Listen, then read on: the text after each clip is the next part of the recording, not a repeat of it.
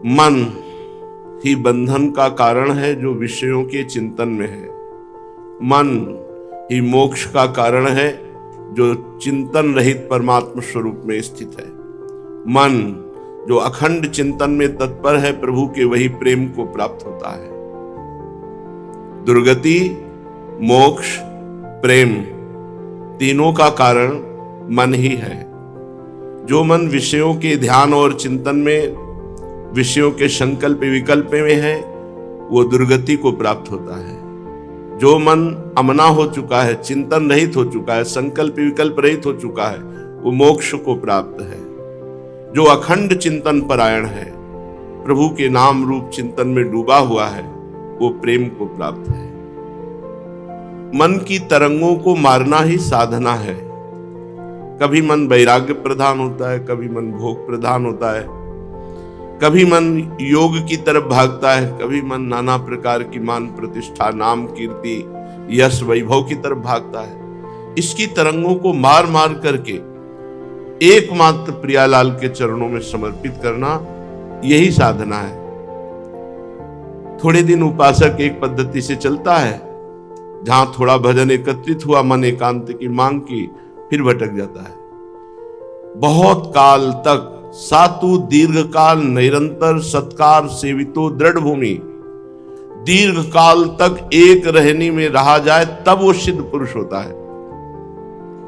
ये मनमाने आचरणों से भगवत सिद्धि नहीं मिलती है। 4 दिन सेवा, 4 दिन वैराग्य, 4 दिन भ्रमण, 4 दिन एकांतवास, इससे नहीं होता। एक पद्धति से, कम से कम 12 वर्ष एक पद्धति से तो चले, तब वो परिपक्व अवस्था मानी जाती है। ज्यादा बुद्धि चलाने वाला परमार्थ से भ्रष्ट ही होता है, परमार्थ में सिद्ध नहीं होता। बुद्धि को हरि गुरु चरणों में बेच दे, मय्येव मन आधत्स्व मयि बुद्धिम निवेशय, तो निवशिष्यसि मय्येव अत ऊर्ध्वं न संशयः। भगवान कहते मेरे में मन और बुद्धि लगा दो, बस मेरे को ही प्राप्त हो जाओगे, मेरे में ही वास करोगे, इसमें कोई संशय नहीं। मन बुद्धि लगाने के लिए आपको प्रयत्न करना पड़ेगा। आपकी एक दिनचर्या होगी, बड़ी नियमावली, सुदृढ़ दिनचर्या, और वो बहुत काल तक एक जैसी दिनचर्या, तब जाकर के मन और इंद्रियां हाथ में आती हैं। नहीं इंद्रिय और मन की गुलामी ये होता है। कभी वैराग्य प्रधान मन हो रहा है, कभी योग प्रधान हो रहा है, कभी भोग प्रधान हो रहा है। ये सब विक्षेप है, अपने प्रेम मार्ग के ये विक्षेप है। अंतर से एक दिनचर्या में अपने पास 1 मिनट समय नहीं।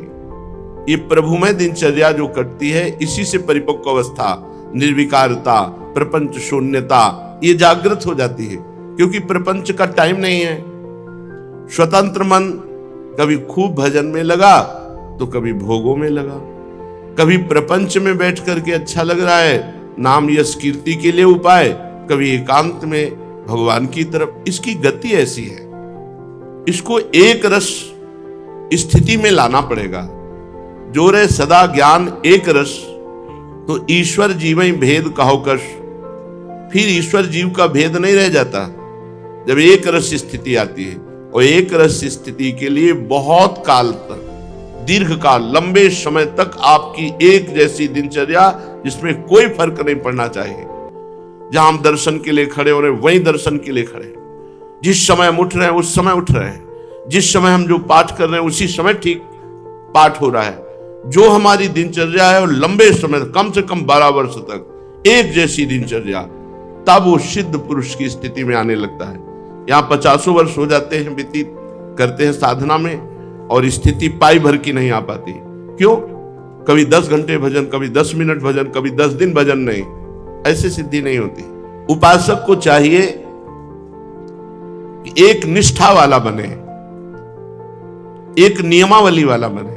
जितने सिद्ध पुरुष हैं उनके चरित्र पढ़कर देख लीजिए, उनके नियम बड़े जोर के रहे हैं। जो गुरु प्रदत्त नियमावली है, बड़ी जोर की रही। किसी भी स्थिति में उन्होंने नियम नहीं तोड़ा। यहां तक कि ठाकुर जी ने आदेश किया तो भी नियम नहीं तोड़ा। पूज्य श्री सनातन गोस्वामी जी जब वयोवृद्ध हो गए तो श्री गिरिराज महाराज साक्षात रूप धारण करके श्री कृष्णचंद्र के रूप में सनातन गोस्वामी जी से कहा कि बाबा अब तुम्हारी देह हमारी परिक्रमा करने लायक नहीं रह गई, इसलिए वहीं से प्रणाम कर लिया करो, मैं मान लूंगा तुम्हारी परिक्रमा। बोले जो आज्ञा प्रभु। दूसरे दिन फिर पहुंच गए। ठाकुर जी ने कहा कि आप फिर बाबा आ गए परिक्रमा में। तो कहा जय जय हमसे रहा नहीं जाता, जब तक कदम चल सकते हैं तब तक आपके समीप आऊंगा। तब ठाकुर जी ने लकुट चिन्ह, चरण चिन्ह, गाय के खुर का चिन्ह, बंशी, ये चिन्हित करके गिरिराज जी की शिला में दिया और कहा इसकी 4 परिक्रमा लगा लिया करो, तुम्हें गिरिराज जी के परिक्रमा का फल प्राप्त हो जाए, तुम्हारा नियम पूर्ण हो जाएगा। आज भी वो श्री राधा दामोदर जी में शिला विराजमान है। नियमावली, जो नियम लिया उसको बहुत काल तक निभाया, तब परिपक्व अवस्था आती। यहाँ 4 दिन सत्संग सुना, 4 दिन नहीं आए, 4 दिन ये दिनचर्या, 4 दिन वो दिनचर्या, ऐसे नहीं चलता। और ये सब होता है विषय सेवन के कारण। अगर ब्रह्मचारी है और लक्ष्य भगवत प्राप्ति है तो दिनचर्या में फर्क पड़ ही नहीं सकता, उसको चैन ही नहीं मिलेगा। चाहे बुखार हो, चाहे जो भी कष्ट हो, वो अपनी दिनचर्या में दिखाई दे। हम देखते हैं विषयी पुरुषों में इतनी दम नहीं कि दिनचर्या निर्वाह कर सके। जिद्दी स्वभाव, हठी स्वभाव, निश्चयी स्वभाव, तब माया पर विजय प्राप्त की जाती है। इसलिए हे भाई, इस महादिव्य वृंदावन का आश्रय, वृंदावन का वास स्वीकार करो। कभी मत छोड़ो वृंदावन का आश्रय। ना वास हो पावे तो कोई बात नहीं है, जहां हो वहीं से वृंदावन की उपासना करो, वृंदावन का नाम रटो, वृंदावन को प्रणाम करो, वृंदावन को अपना आश्रय दाता मान लो, इसी से काम हो जाएगा। वृंदावन महामंगल मोद स्वरूप है, महातेजो स्वरूप है, सुखों को भी सुख प्रदान करने वाला, माधुर्य का भी माधुर्य, इसलिए वृंदावन का आश्रय दृढ़ कर लो। श्री ध्रुवदास जी महाराज कह रहे कि जिसको वृंदावन आने को मिला, वृंदावन का आश्रय मिला, और यहां तक कि अगर किसी विशेष कृपा से वृंदावन वास मिल गया हो, तो तज के वृंदा विपिन को और तीर्थ जे जात, छाड़ी विमल चिंतामणि कौड़ी को ललचात। जो महामहिम परम पावन श्री वृंदावन धाम को छोड़ करके और तीर्थों में जाते हैं, तो मानो ऐसी बुद्धि हो गई कि विमल चिंतामणि का त्याग कर कौड़ी उठाने के लिए जा रहे हैं। अरे प्रियालाल का निज महल है, यहाँ की एक कण की बराबरी कोई नहीं कर सकता। ये ब्रजरज है, ये वृंदावन है, यहाँ प्रियालाल खेलते हैं। यहाँ प्रियालाल के जो प्रेमियों का आंसुओं से अभिषिक्त किया हुआ भाव है, वो यहाँ पड़ा हुआ है। इसमें लोटो तुम्हारे हृदय में आ जाएगा। ये प्रेम भाव से अभिषिक्त भूमि है, इस भूमि में जो लोटे तो प्रेम युक्त हो जाए। इसकी समानता कोई नहीं कर सकता, कोई भी नहीं कर सकता। श्री वृंदावन प्रेम धाम है, इसीलिए कह रहे हैं तजिकै वृंदा विपिन को और तीर्थ जे जात, छाण विमल चिंतामणि कौड़ी को ललचात। मानसी गंगा, राधा कुंड, श्याम कुंड, मान सरोवर और भी हमारे सैकड़ों की संख्या में कुंड हैं। अगर इनका आचमन और स्नान हो जाए तो विश्व में कोई ऐसा पवित्र तीर्थ नहीं जो इनकी समानता कर सके। गिरिराज महाराज की तलहटी की पावन रज की समानता कोई नहीं कर सकता। ब्रज 84 कोस की रज परम पवित्र करने वाली, कहां भाग के हम जाएंगे? यही केदारनाथ आके रह रहे हैं, यही बद्रीनाथ रह रहे हैं, यही सारे तीर्थ रह रहे हैं हमारे ब्रज मंडल में। हमें कहां भागने की जरूरत है? अगर कहीं बुद्धि काम ना करे और धाम को छोड़कर और तीर्थों की यात्रा करे, तो मानो चिंतामणि को छोड़कर कौड़ी उठाने जा रहे हैं। छाड़ी विमल चिंतामणि कौड़ी को ललचात, पाई रतन चीन्हो नहीं, दीन्हो करते डारी, यह माया श्री कृष्ण की, मोह्यो सब संसार। वृंदावन रूपी रतन को पाया लेकिन चिन्हार नहीं हुई, क्योंकि जौहरी नहीं मिले। रतन की पहचान जौहरी करता है। वृंदावन रसिक रूप जौहरी का संग नहीं हुआ तो वृंदावन रूपी रतन नहीं पाया। मिला पर छोड़ दिया। क्यों? बोले भगवान श्री कृष्ण की ऐसी विचित्र माया है कि पूरे संसार को मोहित किए हुए है। श्री धाम वृंदावन भी उनको साधारण तीर्थ या नगर जैसा लगता है। अरे महामहिम वृंदावन में एक बार प्रवेश हो गया तो नरक नहीं जाओगे, एक बार आकर बिहारी जी के दर्शन कर लिए तो उद्धार हो जाएगा। एक बार ब्रज 84 को उसमें किसी पावन तीर्थ में अवगाहन कर लिया, ये सब महामंगलमय सर्व पाप नाशक, ऐसे आचमन किया जल छिड़का पाप नष्ट हो गए। राधा कुंड, श्याम कुंड, मानसरोवर, मानसी गंगा, ये सब महान पवित्र कुंड सरोवर है जिनमें प्रियालाल अवगाहन करते हैं।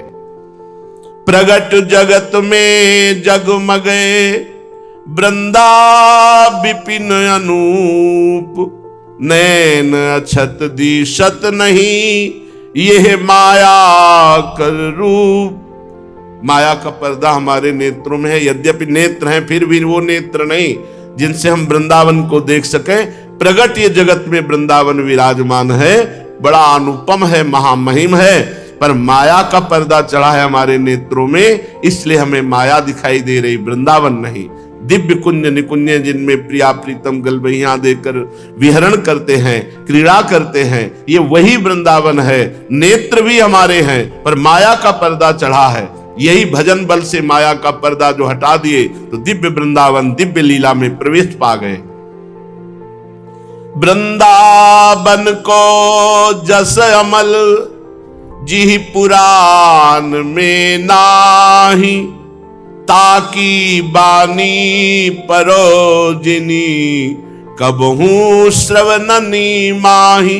जिस ग्रंथ में, जिस पुराण में हमारे प्रियालाल की लीला, श्री वृंदावन कुंज निकुंज यमुना रस रानी, इनकी महिमा वर्णन नहीं है, उस पुराण की चर्चा हम कभी कान में सुनना नहीं चाहते।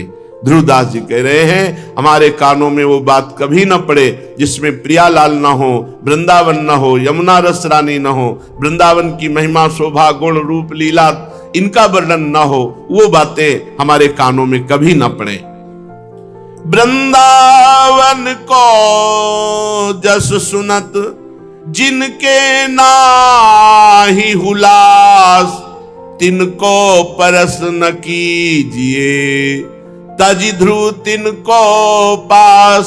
वृंदावन की महिमा सुनते हुए जिनका हृदय उल्लसित नहीं होता, प्रियालाल की बात सुनते हुए जिनको रोमांच नहीं होता, क्यों? क्योंकि वृंदावन और प्रियालाल से अपनापन नहीं है। ऐसे लोगों का स्पर्श न करे, स्पर्श करने से भजन तेज की हानि हो जाती है। जैसे अपवित्र भोजन पाने से, अवैष्णव के हाथ से भोजन पाने से भजन तेज नष्ट हो जाता है, भजन करने का उत्साह और भजन का प्रभाव क्षीण हो जाता है।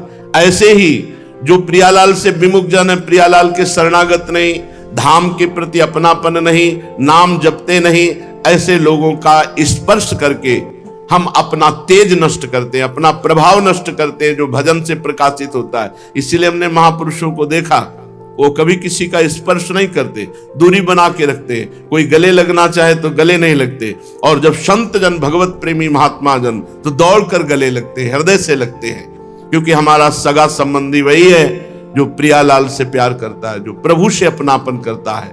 नाते नेह राम के मनियत सुहृद सुसेव्य जहां लो। जितने भी सुहृद हैं, सुसेव्य हैं, वो वही हैं जो भगवान के प्रेमी हैं, जो भगवान नाम जप करते हैं, जो भगवान से जुड़े हुए हैं। तिनको प्रश्न कीजिए तजी ध्रुव तिनको पास। उनका संग, उनका स्पर्श त्याग देना चाहिए जो भगवत विमुख हैं। भुवन चतुर्दश आदि दे हुए है सबको नाश, इक्षत वृंदा विपिन घन सुख को सहज निवास। ये 14 भुवन ये प्रलय काल के समय सब नष्ट हो जाएंगे, लेकिन वृंदावन में प्रलय की हवा भी प्रवेश नहीं करती। यहां कभी प्रलय नहीं, क्योंकि ब्रह्मा के द्वारा सृजन किया हुआ वृंदावन नहीं, ये वृंदावन स्वयंभू सच्चिदानंद अनादि अनंत है। इसमें माया का जो सृजन पालन संहार लीला है वो इसमें नहीं होती। अभी जो हमारे नेत्र हैं वो मायाकृत है, इसीलिए सृजन पालन संहारमयी त्रिगुणमयी लीला को देख रहे हैं। लेकिन त्रिगुणातीत धाम और लीला ये तभी आएगी जब खूब भजन करो, भजन करो। प्रियालाल कृपा करें, हमारे ये त्रिगुण पर्दा हटे माया का, तो हम देख पाएंगे कि त्रिगुणातीत धाम है जहां प्रलय की पवन का भी प्रवेश नहीं है। 14 भुवनों का नाश हो जाएगा। वृंदावन में प्रलयंकारी कुछ भी, नाग्नि न वायु न जल, इनका प्रवेश ही नहीं है। ये चिदानंदमय धाम है।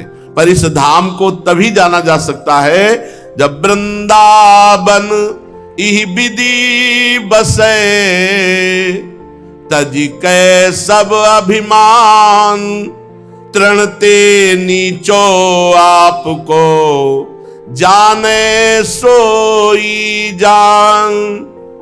वृंदावन चिदानंद में त्रिगुण माया रहित है।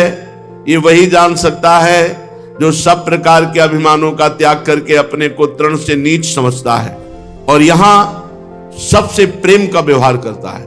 कोमल चित सब सो मिले, कबहू कठोर न होई, निष्प्रेही निर्वैरता, ताको शत्रु न कोई। वृंदावन वासी को चाहिए अभिमान रहित होकर दैन्य भाव से अपने को तृण से भी नीच समझे, सबसे कोमल प्रेम बर्ताव करे, कभी हृदय को कठोर ना होने दे, किसी से कोई अपना संबंध न रखे, निष्प्रिय, निर्वैरता, किसी से द्वेष न करे, किसी से वैर न रखे।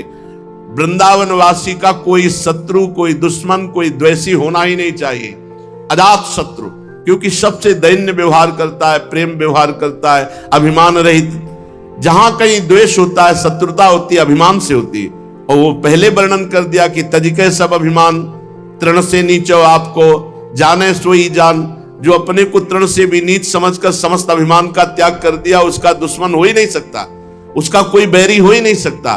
तो जो निर्वैर है, जो निष्प्रेही है, किसी से चाह नहीं रखता, किसी की अपेक्षा नहीं रखता, ऐसे वृंदावन वासी के हृदय और नेत्रों में श्री प्रियालाल झलकने लगते हैं। जीवन की सार्थकता यही है कि हमारे मानस पटल पर युगल सरकार छाए रहे, एक क्षण के लिए भी कभी विलग न हो।